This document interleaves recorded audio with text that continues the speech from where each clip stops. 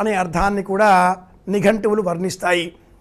ఏరువాక దున్నడానికి సాగు చేయడానికి సంసిద్ధంగా ఉన్న పంట పొలాన్ని పరిశుభ్రం చేసుకొని ఆ క్రియకు ఉపక్రమించే నిమిత్తమై నాగలిని భుజాన వేసుకున్న రైతు 2 ఎడ్లను చేతపట్టుకొని గ్రామసీమలను దాటి సేద్యం చేసే నిమిత్తమై పంట పొలాలపై ప్రయాణించే ఏరువాక పండుగ ఉత్సవం అని పేరు.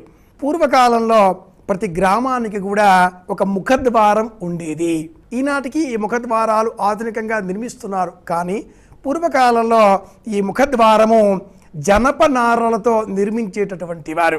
ఏరువాక పౌర్ణిమ రోజు ఈ జనపనార గ్రామ ద్వారానికి ఎదరగా పొలగము అంటే బెల్లము, బియ్యము, ఆవు పాలు వీటితో బెల్లమన్నము పొలగమును సిద్ధం చేసి ఆ పొలగమును ఆవులకు తినిపించేవారు, ఎడ్లకు తినిపించేవారు.